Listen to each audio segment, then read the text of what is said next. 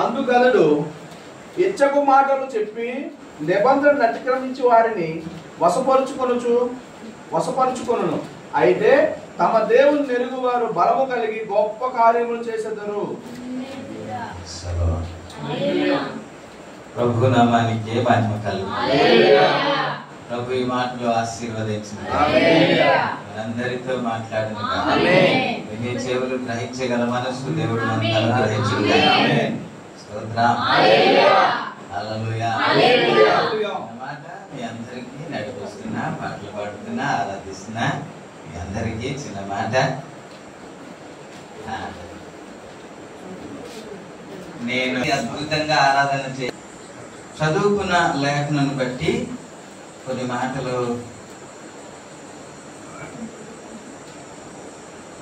జ్ఞాపకం చేసుకుందాం.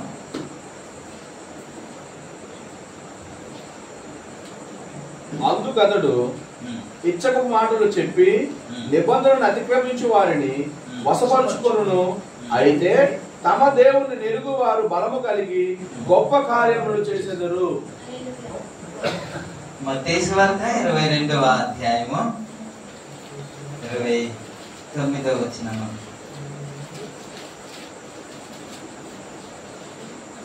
అందుకు యేసు లేఖనములు గాని దేవుని శక్తిని గాని ఎరుగక మీరు పొడబడుతున్నారు. మొదటి సమూయేలు 2వ అధ్యాయము 12వ వచనం. ఏలి కుమారులు యెహోవాను ఎరుగిన వారై మిక్కిలి దుర్మార్గులై ఉండిరి. ఈ మూడు మాటలు మన దృష్టిలో పెట్టుకొని మీరు వినాలని నేను ఆశపడుతున్నాను. మీకు రికార్డ్ చేయబడుతుంది. తర్వాత ఇంటికి వెళ్ళిపోయిన తర్వాత కూడా వినడానికి అవకాశం ఉంది. కాబట్టి వినండి.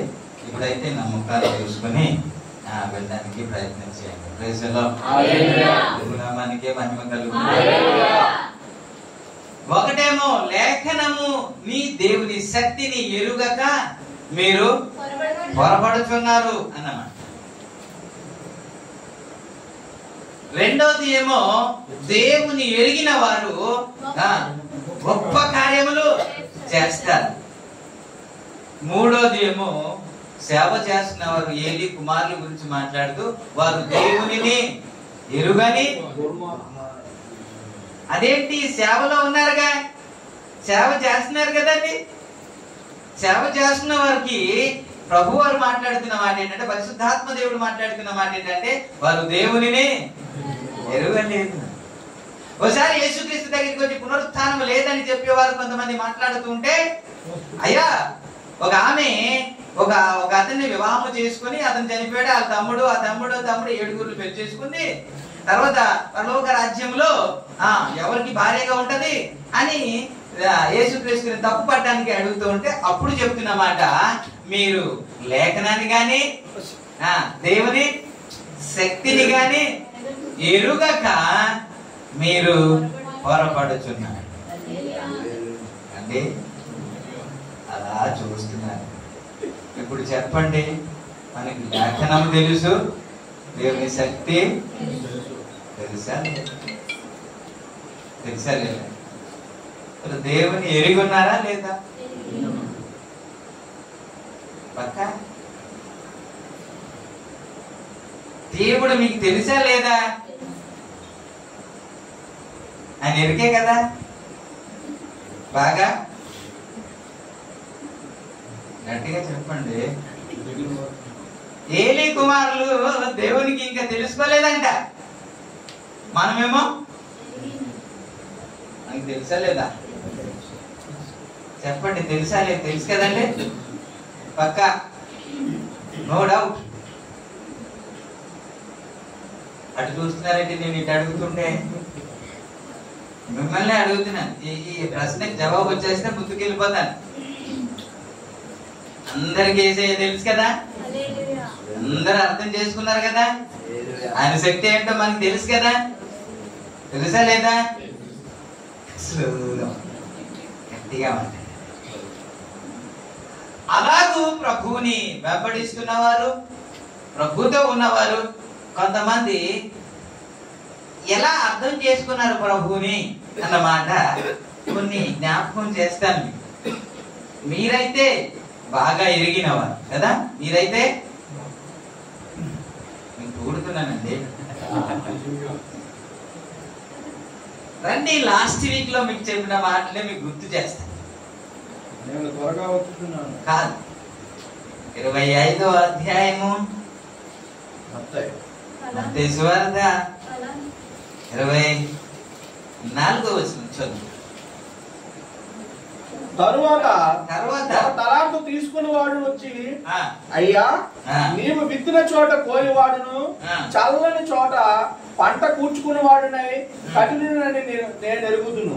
ఓకే, ఈ తలాంతులు క్రైస్తవుడుగా అన్యుడికి ఇచ్చాడండి. ఉండే మాట్లాడాను సార్, నాకు ఇది పెట్టుకున్నాను కదా, వినపడట్లేదు, అందుకే కొంచెం గట్టిగా మాట్లాడు.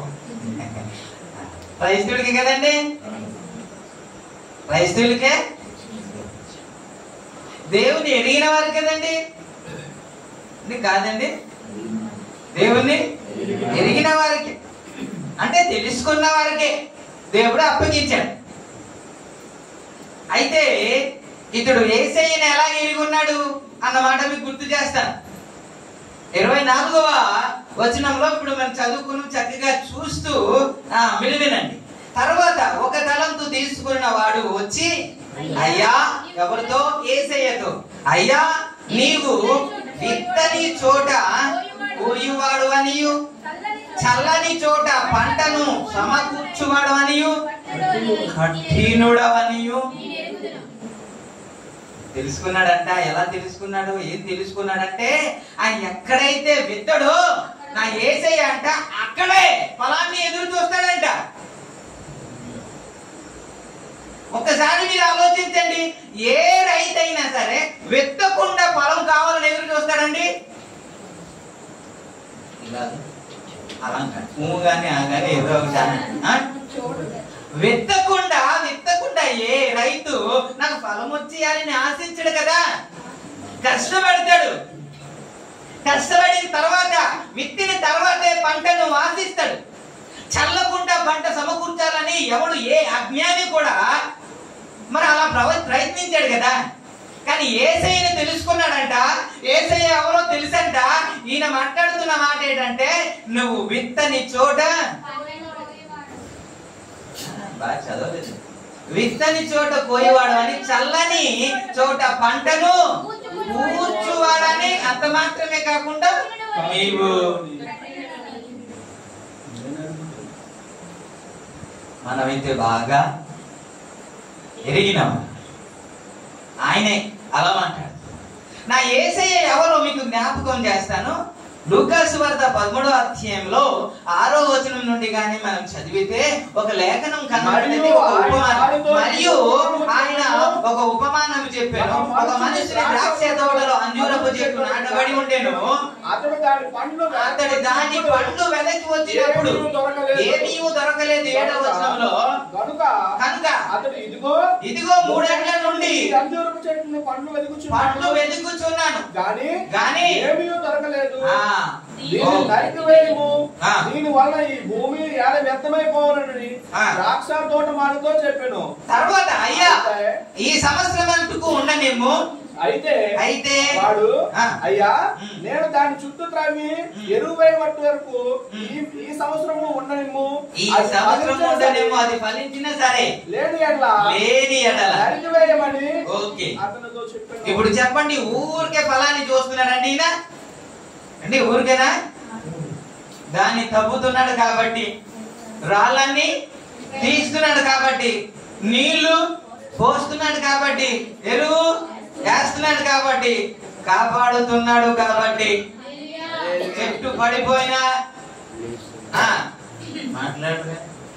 చెట్టు పడిపోయినా చావకుండా కాపాడుతున్నాడు కాబట్టి ఏం ఎదుగుతున్నాడు వీడు అంటాడు.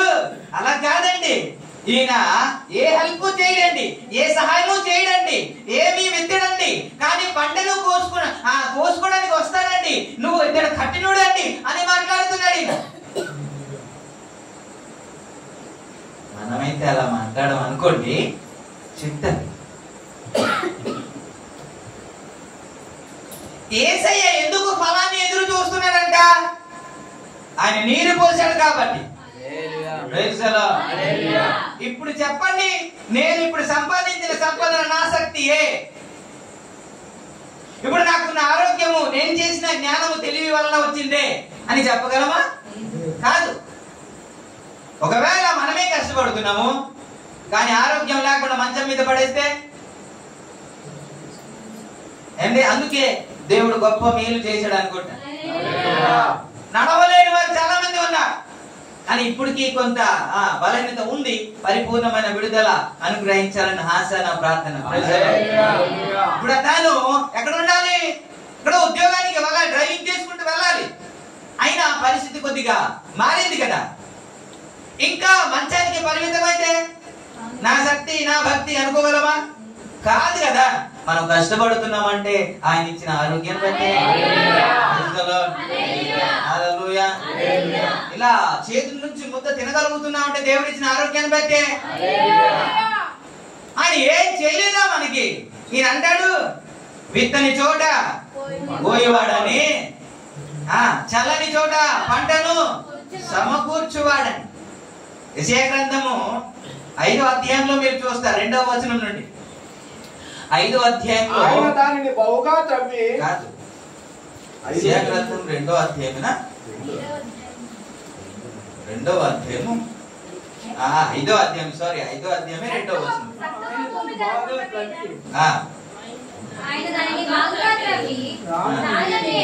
ఓకే, అక్కడ మొదటి వచనము 4వ లైన్ నుంచి అంటే 3వ లైన్ నుంచి మనం చదువుకుందాం. సత్తువ భూమి గల కొండ మీద నా ప్రియునికి ఒక ద్రాక్ష తోట ఉండెను. ఆయన దానిని బాగుగా త్రవ్వి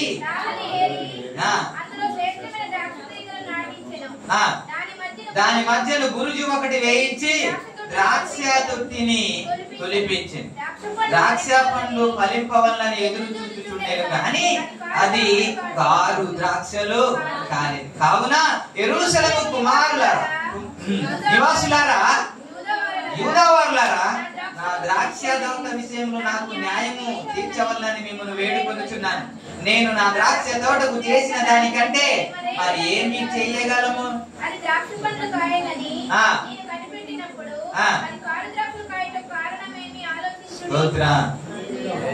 మీరే న్యాయం తీర్చండి అని యేసు ప్రభువు చెప్పిన మాట.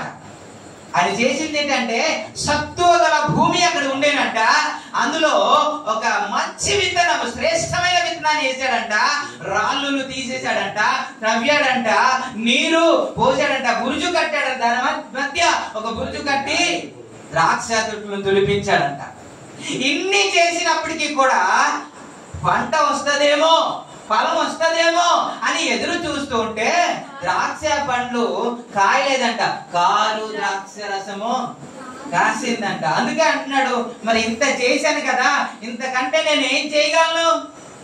ఇంతకంటే నేను ఏం చేయగలను? నా ప్రజలకి కాపాడుతున్నాను, రక్షిస్తున్నాను, పోషిస్తున్నాను, నడిపిస్తున్నాను, ఆరోగ్యాన్ని ఇస్తున్నాను, స్వస్థపరుస్తున్నాను. ఇంతకంటే ఇంకేం చేయాలి? ఫలం ఉంటదేమో, ఫలం వస్తదేమో అని ఎదురు చూస్తే ఫలం రాలేదు. మీరే న్యాయం తీర్చండి అని అడిగినట్టు మనం చూస్తాం. ఇప్పుడు చెప్పండి, యేసయ్య చల్లకుండానే పంటను ఆశిస్తున్నాడా? విత్తకుండానే ఆయన కోస్తున్నాడండి? వీడు ఎలా తెలుసంటే, ఆయనకి ఎలా తెలుసుకున్నాడు? ఏ విధంగా అర్థమయ్యాడు నా యేసు? ఇప్పుడు ఒక ఎగ్జాంపుల్ మనం వింటూ ఉంటాం కదా, నలుగురు అంధులు, చూపు లేని వారు ఏనుగు దగ్గరికి వెళ్ళారంట. ఒకలేమో తోక పట్టుకున్నారంట, ఒకలేమో కాలు పట్టుకున్నారంట, ఒకలేమో తొండం పట్టుకున్నారంట, ఒకలేమో చెవి పట్టుకున్నారంట. అరే చెప్పండి రా, ఏనుగు ఎలా ఉంటది అని అంటే, ఒకడు అన్నాడంట తోక పట్టుకున్నాడు, అది తాడులాగా ఉంటది అన్నాడు. ఎలాగా?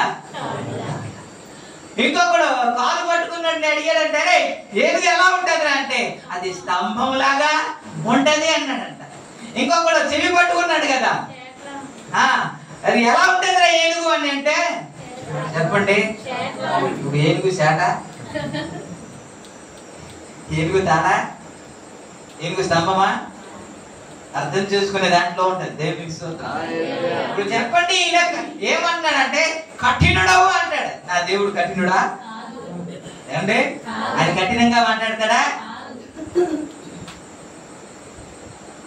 ఒకసారి మీరు తీస్తారా? ఇర్మియా 33:3 ఏమైనా ఉంటది? శాశ్వతమైన నాకు మొరపెట్టుము, నేను నీకు ఉత్తరం ఇచ్చేదను. అదేనా? 30 ఒక్కసారి నేను తీస్తాను. 33లో అయితే ఏముంటుంది? 33లో ఏముంది? రాబో దినములలో నేను ఇశ్రాయేలును యూదావారును నా ప్రజలు చెరలో నుండి విడిపించి వాటి పిల్లలను నేను ఇచ్చిన దేశంలో స్వాధీనపరుచుకున్నట్టు వాటిని తిరిగి రక్షించాను.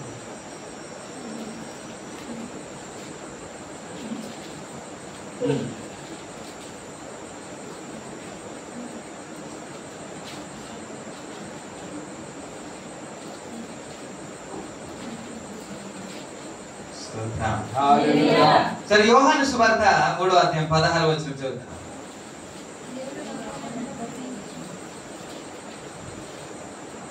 దేవుడు లోకమును ఎంతో ప్రేమించెను కాగా తన అద్వితీయ కుమారునిగా పుట్టిన వాని యందు విశ్వాసముంచు ప్రతి వాడును నశింపక నిత్య జీవం పొందినట్లు ఆయనను అనుగ్రహించెను. దేవుడు ఏం చేశాడంట?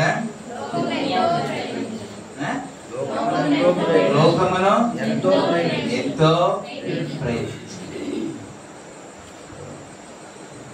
బైబిల్ వాక్యం చెబుతుంది, చాలా కాలమైన తర్వాత దేవుని వాక్యం ప్రత్యక్షమై చెబుతున్న మాట ఏంటంటే, నేను శాశ్వతమైన ప్రేమతో నేను నిన్ను ప్రేమించుచున్నాను గనుక విడువక కృప చూపుచున్నాను అని.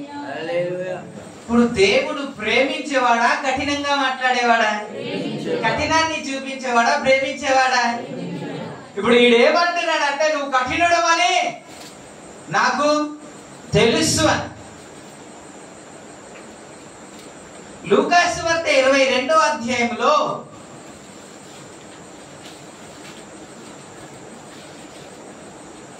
22వ వచనంలో అదే సందర్భాన్ని మనం నిర్ణయింపబడిన ప్రకారము 22వ వచనంలో అందుకతడు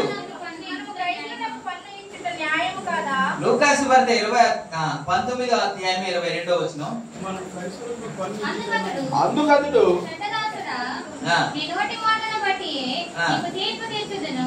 నేను కఠిన దానిని ఎత్తువాడను, మెత్తని దానిని కోయవాడనైనా కఠినడనని నీకు తెలిసి ఉండగా ఇది ఎందుకు చెబుతున్నానంటే, నీవు పలుకుతున్న మాటను బట్టే నేను నిన్ను తీర్పు తీరుస్తాను.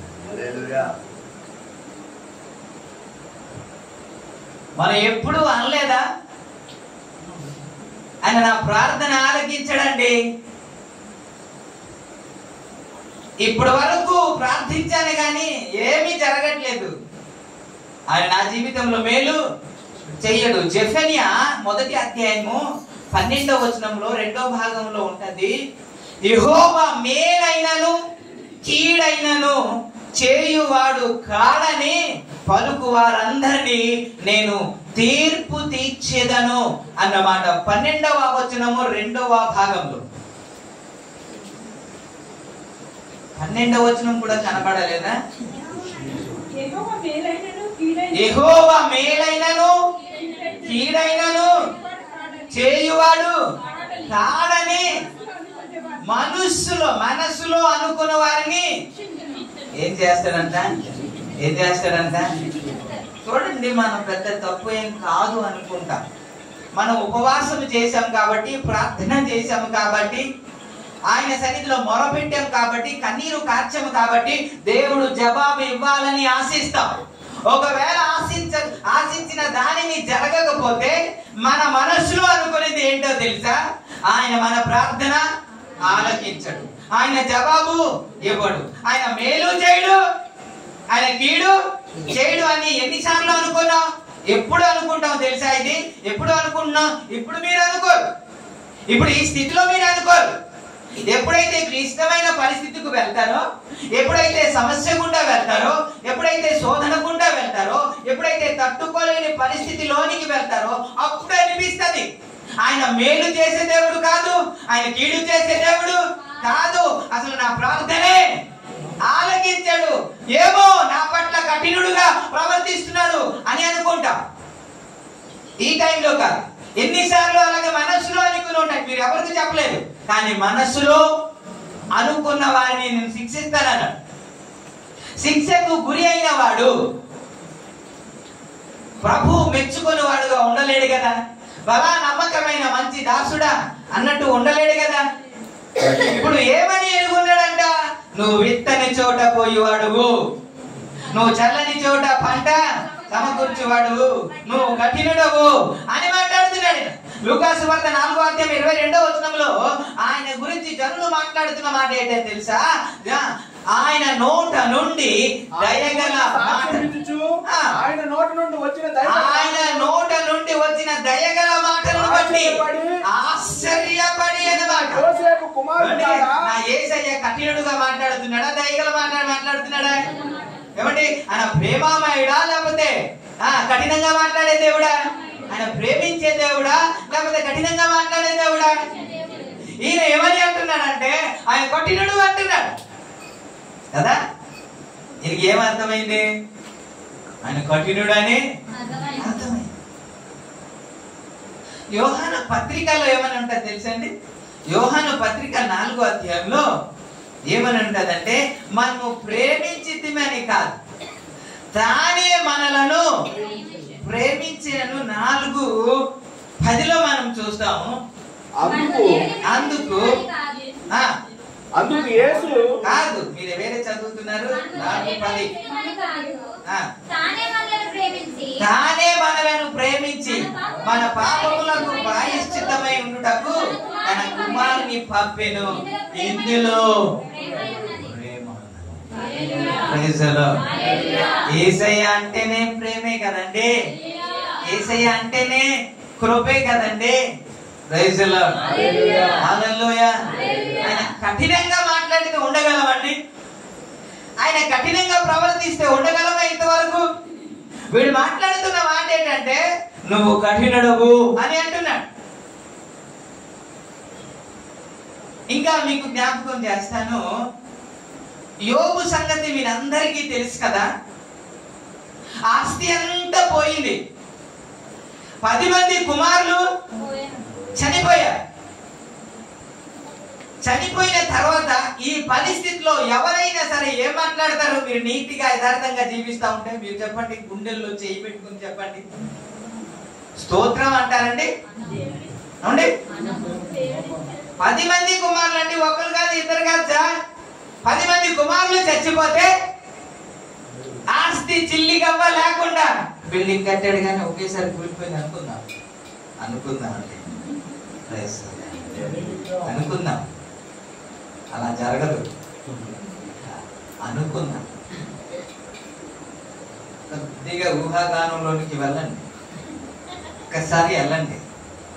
అనుకుందాం, చిల్లిగవ్వ లేదు, రోడ్డు మీద పడిపోయా, కట్టుబట్టలతో పడిపోయా.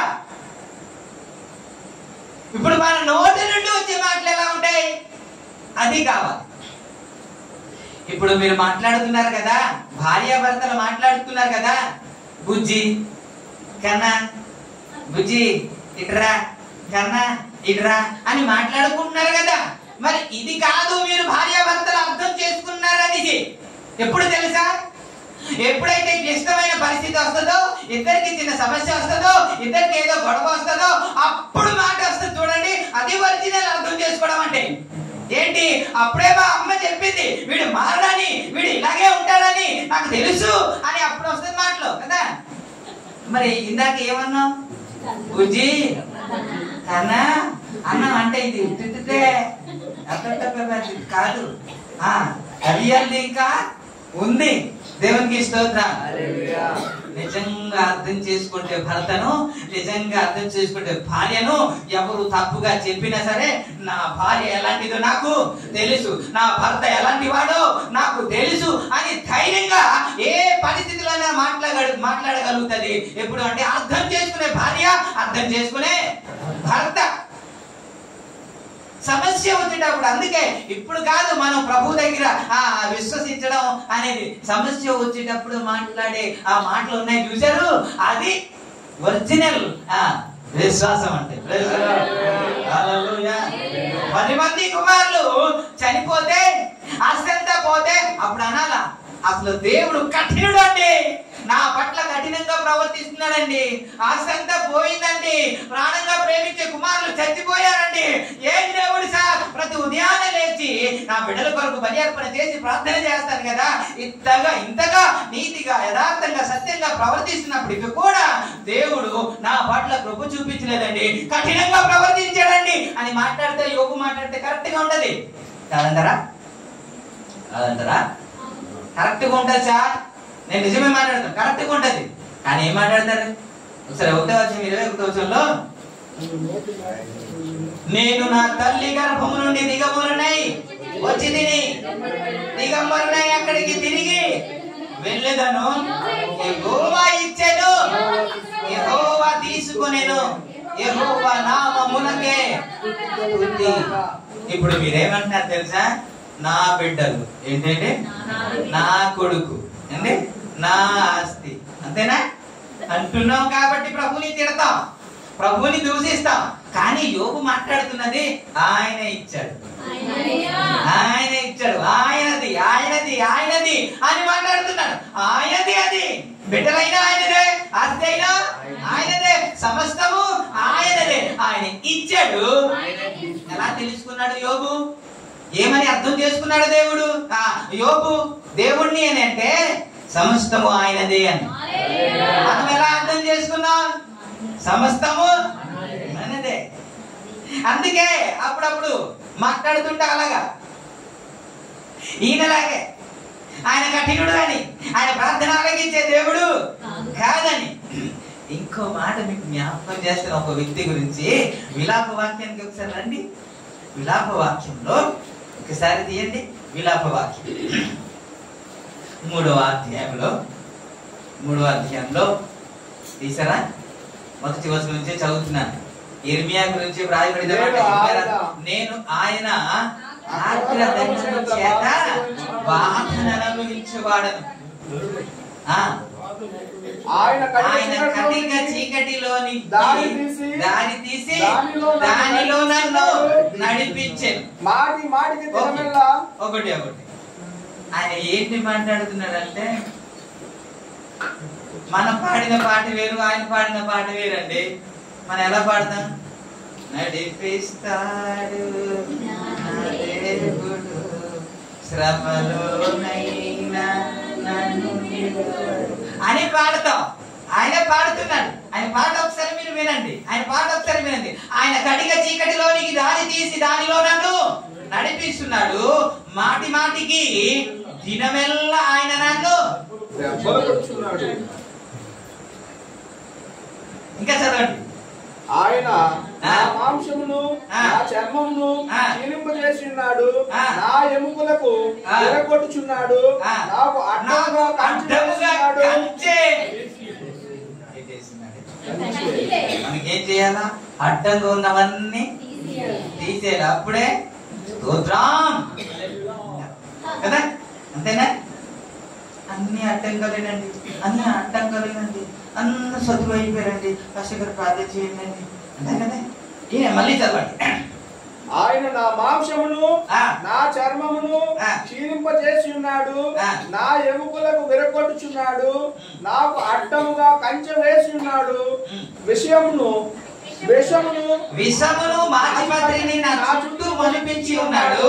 పూర్వకాలమున చనిపోయిన వారు నివసించినట్లు ఆయన చీకటి గల స్థలములలో నన్ను నివసింపజేస్తున్నాడు.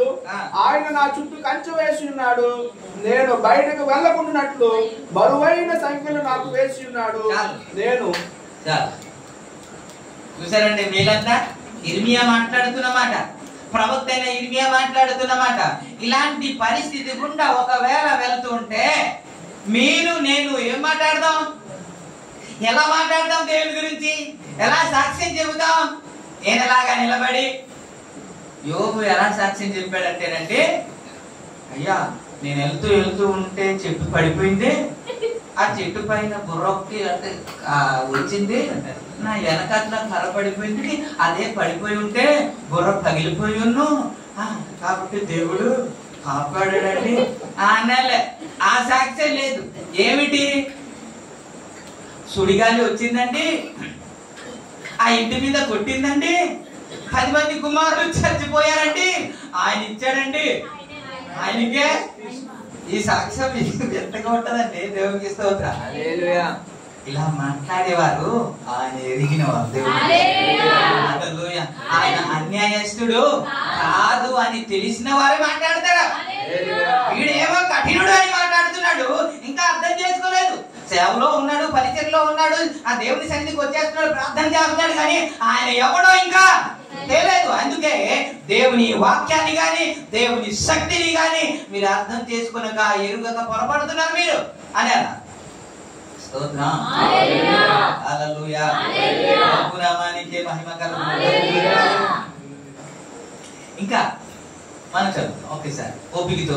ఆయన నా చుట్టూ కంచె వేసి ఉన్నాడు, నేను బయలు వెళ్ళకుండానట్లు 10-11 చదువుతా. నా ప్రాణములకు ఆయన వచ్చి ఉన్న ఎలుగు బంటి వలె ఉన్నాడు, చాటైన చోటు నుండి సింహం వలె నాకు త్రోవ లేకుండా చేసి నాకు దిక్కు లేకుండా చేసి ఉన్నాడు. చాలు. చూసారండి ఎంత మేలు. ఇలాంటి పరిస్థితులు ఇంకా మీరు చదవండి. 16-17 చదువుతాం. రాళ్ళ చేత నా పండ్లు ఊడగొట్టెను, బుద్ధిలో నన్ను నెమ్మదికి నాకును ఆయన బహుదూరముగా నెమ్మదికి నాకును బహుదూరము చేసి ఉన్నాడు, బహుదూరము చేసి ఉన్నాడు. మరచి ఉన్నాను, నాకు బలము ఉడిగెను అనుకుంటుని, నాకు ఆశలు లేవనుకుంటుని, నా శ్రమను నా దురవస్థను నేను కాల్చి త్రాగిన మాచిపత్రిని చేతులు జ్ఞాపకం. చాలు.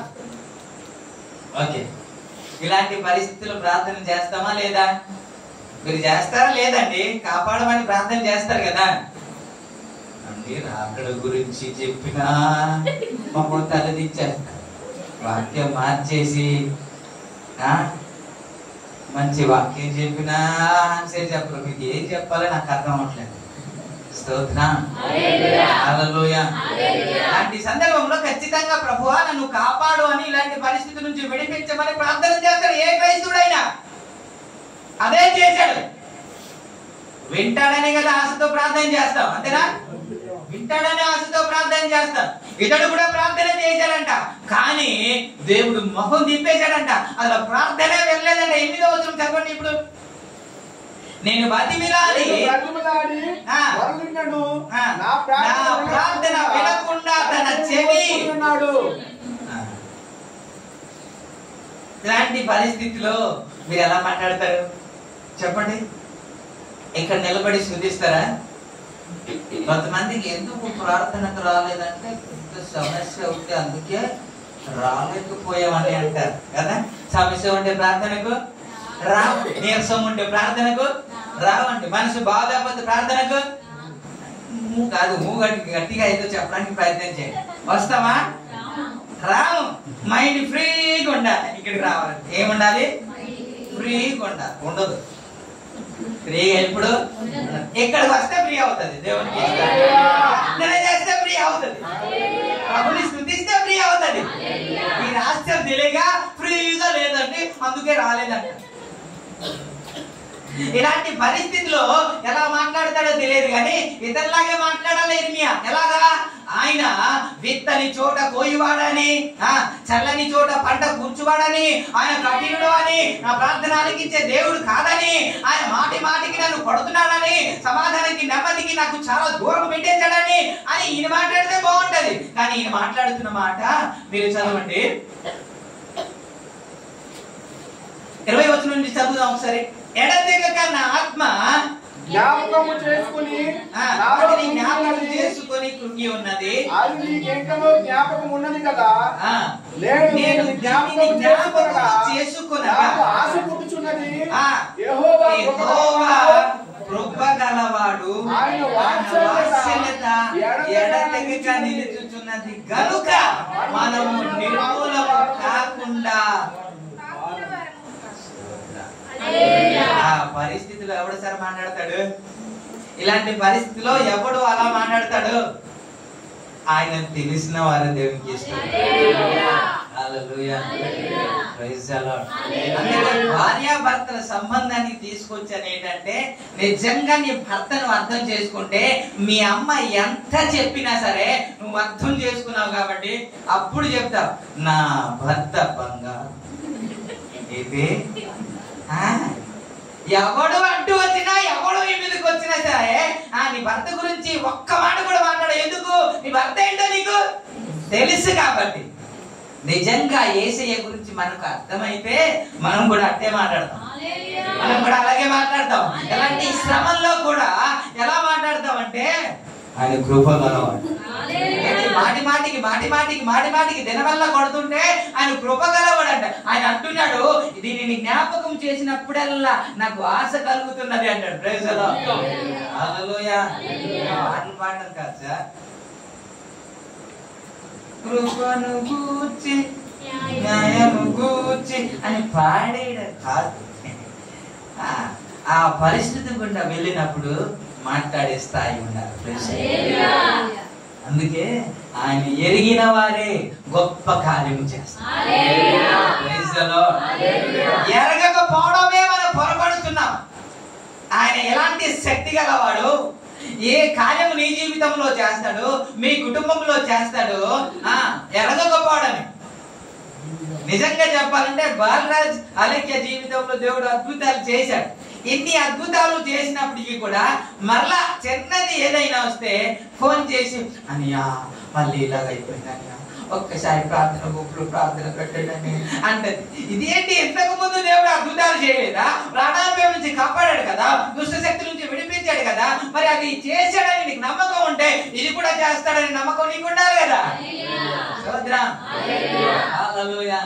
మళ్ళా అదే బలమైనది, అదే అవిశ్వాసం మనుషులుగా అలాగే అనిపిస్తుంది. కానీ ఎప్పుడు మనం ధైర్యంగా ఉంటామంటే ఆయన ఎవరో మనం తెలుసుకుంటే ఎలాంటి పరిస్థితుల్లో ధైర్యంగా ఉంటాం. పిల్లడు ఎలా చదువుతాడు, డబ్బు సమకూర్చబడుతుందా లేదా, సంబంధం వస్తుందా లేదో, ఇల్లు కట్టబడుతుందా లేదో, పిల్లలకి చదివిస్తానో లేదో, ఇలాంటివి ఏ భయంగా ఉండదు. ఎవరు తెలుసా? ఆయన ఎరిగిన వారు ధైర్యంగా ఉంటారు. వీడు ఏమని అంటున్నాడంటే, నువ్వు కఠినుడు అని మాట్లాడుతున్నాడు. ఆ దేవుడు కఠినుడా అంటే? ఇంకోసారి మీరు యోహాను సువార్త 6వ అధ్యాయానికి రండి.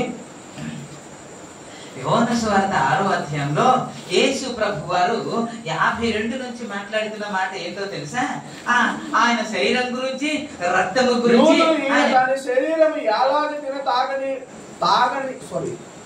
తిననీయగలడని ఒకరితో ఒకడు వాదించింది. కావున యేసు ఇట్లనెను, మీరు మనుష్య కుమారుని శరీరము తిని ఆయన రక్తము తాగితేనే కానీ మీలో మీరు జీవము గలవారు కారు. నా శరీరం తెలుసు కదా. యేసు ప్రభు వారు ఏం చెప్పారంటే, నా శరీరంతో తిని నా రక్తము తాగువాడే నిత్య జీవం గలవాడు అని మాట్లాడుతుంటే అక్కడ కొంతమంది ఉన్నారు క్రైస్తవులు ఇంకా చెప్పాలంటే శిష్యులండి. ఎవరు? 70 మంది శిష్యులు ఉన్నారు. ఆ 70 మంది శిష్యులు ఏమని మాట్లాడుతున్నారంటే, 60వ వచనానికి వెళ్తే, ఆయన శిష్యులలో అనేకులు ఈ మాట విని, ఏమాట అంటే ఇది కఠినమైన మాట, ఇంకా ఇది ఎవడు వినగలడని చెప్పుకొని. ఓకే అదే మాట మీరు చూస్తారా? 68 నుంచి మనం చూసుకుంటే, సీమోను పేతురు, 67 మీరు చదవండి. కాబట్టి యేసు, మీరు కూడా వెళ్ళిపోవాలని ఉన్నారా అని 12 మందిని అడుగగా సీమోను పేతురు, ప్రభువా ఎవరి యొద్దకు వెళ్ళుదుము? నీవే నిత్య జీవపు మాటలు గలవాడవు, నీవే దేవుని పరిశుద్ధుడు అని మేము విశ్వసించి ఎరిగి ఉన్నాము అంటున్నాడు. అదే మాటలు అందరికీ చెప్పబడింది, ఒకరికి కాదు. ఈ 70 మందిని శిష్యులు, ఇప్పుడు 66లో ఏమని ఉంటదంటే, అప్పటి నుండి ఆయన శిష్యులలో అనేక మంది మరి ఎన్నడూ ఆయనను వెంబడించలేదు అని. అప్పుడు యేసు ప్రభు వారు మాట్లాడిన, వారు వెళ్ళిపోయారు కదా, మీరు కూడా వెళ్ళిపోతారా అని అంటే, అప్పుడు సీమోను పేతురు మాట్లాడుతున్నమాట, మేము ఎక్కడికి వెళ్ళగలము? నీవే నిత్య జీవపు మాటల గలవాడవని మేము విశ్వసించి ఎరిగి ఉన్నామంటాడు. అదే మాటలు వారికి ఎలా ఉన్నాయి? కఠినంగా ఉన్నాయంట. వారికి ఎలా ఉన్నాయంటే 60వ వచనంలో కఠినంగా ఉన్నాయంట. అదే మాటలు వీరికి ఎలా ఉన్నాయంటే నిత్య జీవములా ఉన్నాయంట. ఒకే ఒక మాటలు అంటే అర్థం చేసుకోవడంలో పొరపాటు. ప్రైజ్ ది లార్డ్, హల్లెలూయా. చాలా మంది కుటుంబం ఎందుకు ఫ్యామిలీ విడిపోతున్నారంటే ఒకరినొకరు అర్థం చేసుకోలేదు. ఇంకా అర్థం చేసుకున్నా అనుకుంటున్నారు కానీ అర్థం చేసుకోలేదు. ఎలా మారిపోవాలి అని అంటే, వీళ్ళు ఇద్దరు కాదండి, వీళ్ళిద్దరు కాదు, శరీరము రెండే కానీ మనస్సు మాత్రం ఒకటే అయిపోవాలి. దేవునికి ఇష్టం అంటే దాని అర్థం ఏంటో తెలుసా? ఈయన ఆలోచనే తన ఆలోచన, ఈయన మాటే తన మాట, తన మాటే ఈయన మాట, ఈయన ఉద్దేశమే ఆయన. అంటే మనుషులు మాత్రం ఇద్దరే కానీ ఆలోచన విధానము, మాట, ప్రవర్తన అవన్నీ ఒకటే. దేవునికి ఇష్టం. అందుకే వాళ్ళిద్దరు కాదు ఒక్క శరీరమై ఉన్నారు అనే మాటకి అర్థం అది. దేవునికి ఇష్టం. ఎప్పుడు అలా జరుగుతుంది అని అంటే ఒకరినొకడు అర్థం చేసుకునేట. మీరు అర్థం చేసుకోలేదు కాబట్టి ఏమైపోయారు? వదిలేశారు. ఈ రోజు భర్తను అర్థం చేసుకోలేదు కాబట్టి కొంతమంది వదిలేస్తున్నారు. ఈ రోజు భార్యని కొంతమంది అర్థం చేసుకోలేదు కాబట్టి వదిలేస్తున్నారు. భార్య భర్తల బంధం ఏంటో ఇంకా వారికి అర్థం కాలేదు. దేవుడు ఎందుకు జతపరిచాడో ఇంకా అర్థం కాలేదు. అర్థమైతే వారు విడిచిపెట్ట. బైబిల్ చెబుతుంది, దేవుడు జతపరచిన వారిని మనుషులు విడదేయకూడదు. వారిద్దరు కూడా అని రాశాడు. ప్రభు నామానికి మహిమ కలుగును. మరి ఎందుకని ఇలా జరుగుతుందంటే అర్థం, ఈ 70 మంది శిష్యులు అద్భుతాలు చేయలేదంటే చేశారండి, సువార్త ప్రకటించలేదంటే ప్రకటించారండి, అన్ని జరిగాయి. కానీ యేసయ్య ఇంకా ఎవరో ఇంకా అర్థం కాలేదు. సమస్యలు అందుకే పారిపోతున్నాం. సమస్యలు ఎందుకే దేవుని సన్నిధిని ఎందుకు వదిలేస్తున్నామంటే, ఎందుకు మానేస్తున్నామంటే, సంఘాలు ఎందుకు మానేస్తున్నామంటే దేవుని శక్తి ఏంటో ఇంకా మీరు అర్థం చేసుకోలేదు. ప్రభు నీ చేతి పనులు ఆశీర్వదిస్తే అది ఎన్నటెన్నటికి ఆశీర్వాదకరంగా ఉంటది అనే సత్యం మీకు ఇంకా అర్థం కాలేదు. మీ మీద మీ శక్తి మీద ఆధారపడ్డారు కాబట్టి ఇంకా మీరు దేవుని వదిలేసి ఇంకా ఎక్కడికో వెళ్ళడానికి ఇష్టపడుతున్నారు. నిజంగా ఆయన తప్ప వేరొక ఆధారము లేదు. ఆయన తలగా ఉంచితే తప్ప నేను తలగా ఉండలేను, ఆయన పైవాడిగా ఉంచితే తప్ప నేను పైవాడిగా ఉండలేను అని అర్థం చేసుకుంటే ఎక్కడికి వస్తారు? ముందు ఎక్కడికి వస్తారండి? వీళ్ళు నిత్య జీవం కొరకు వచ్చారు కానీ దేవుడు నిత్య జీవం గురించే మాట్లాడుతుంటే ఆ మాటలు ఎలాగున్నాయంట? కఠినముగా ఉన్నాయి. మనకు అలాగ అనిపించదు కానీ అప్పుడప్పుడు వాక్యం చెప్పేటప్పుడు మనం ఇలాగ అనుకుంటాం, పాస్టర్ గారు నాకే చెప్పారు, నా గురించే మా ఆయన చెప్పేసినట్టు ఉన్నారు నా గురించి, అందుకే ఈయన ఇలా మాట్లాడుతున్నారు అని అంటారు. మనం అలా మాట్లాడాం, మనసులో అనుకుంటాం. దేవునికి స్తోత్రం. వారికి మనకి పెద్ద తేడా ఏమి లేదు. వారి గురించి వాక్యంలో రాయబడింది, మన గురించి ఇంకెవరో. ఒక మాట చెప్పి ముగిస్తాను. ద్వితీయోపదేశకాండానికి రండి, 1వ అధ్యాయానికి రండి.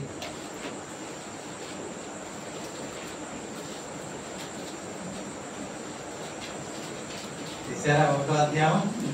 26, 27 చదువు. అయితే మీరు వెళ్ళనొల్లక మీ దేవుడైన యెహోవా సెలవిచ్చిన మాటను తిరగబడి మీ గుడారములలో సనుక్కొనుచు యెహోవా మన యందు పగపట్టినందున మనల్ని సంహరించినట్లు అమోరీయుల చేతికి మనల్ని అప్పగించుటకు ఐగుప్తు దేశంలో నుండి మనల్ని రప్పించి ఉన్నాడు. చాలు. దేవుడు ఎలాగ అర్థమయ్యాడు? దేవుడు మనల్ని పగపట్టాడు అంటున్నారు వీళ్ళు. ఇప్పుడు బాగా చదవండి. ఏం చేశాడంట? యేసయ్య పగపడతాడా నీకు? మనల్ని పగపడతాడండి. పగపట్టడానికే ఐగుప్తు నుంచి విడిపించాడండి. పగపట్టడానికే మోసేని పంపించాడండి. పగపట్టడానికే ఎర్ర సముద్రం పాయలు తీశాడండి. పగపట్టడానికే ఆకాశం తీసి మన్నని ఇచ్చాడండి. ఏమనట్లేదా? వీళ్ళు ఏమంటున్నారంటే మనల్ని పగబట్టాడంట. దేం చేయడానికంట? చంపేయడానికి, అమోరీయుల చేతికి అప్పగించి చంపేయడానికి తీసుకొచ్చాడని ఎవరు మాట్లాడుతున్నారు? ఎవరండి? పరిస్థితి తారుమారయ్యేటప్పుడు మాట్లాడుతున్న మాట ఇది.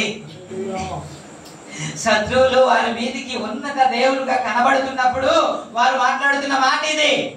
ఈ సమస్య నుంచి విడిపించబడలేను అని అనిపించేటప్పుడు క్రైస్తవులు మాట్లాడుతున్న మాట అది. ఏమని అంటే ఆయన మాకు పగబట్టాడండి. ఆయన మాకు పగబట్టాడు. మేలు చేయడానికి రాలే, మేలు చేయడానికి తీసుకొని రాలే. దేనికి అని అంటే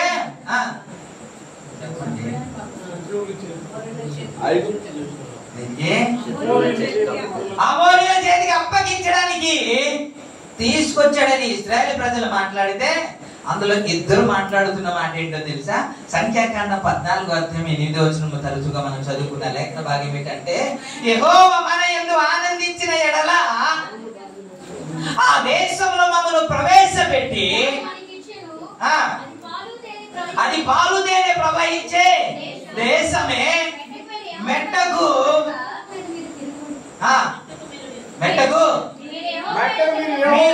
తిరగబడుకుని ఆ దేశ ప్రజలకు భయపడకుని వారు మనకు ఆహారం అవుతురు, వారి నీడ వారి మీద నుండి తొలగిపోయాను. యెహోవా మనకు ఇద్దరేమో ఇలా మాట్లాడుతున్నారు.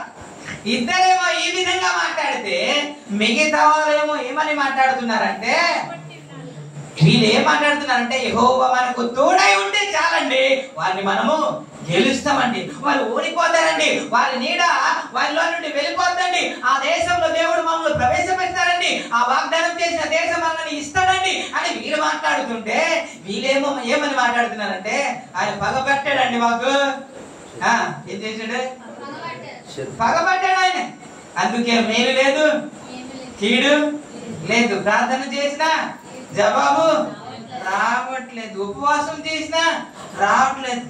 స్త్రీలు ఉపవాసం ఉండి ప్రార్థన చేసినా చెప్పండి జవాబు రాలేదు. అది లేదు రాలేదు. ఆయన పగబట్టి ఆయన ప్రార్థన ఆలోచించండి, మమ్మల్ని చంపేయడానికి తీసుకొచ్చాడు అంటారు. ఎరిగి ఉన్నారా? ఎరిగి ఉన్నానయ్యా నీ ఎప్పుడు మేలు చేస్తావని అని స్టీవెన్సన్ గారు పాడతారు.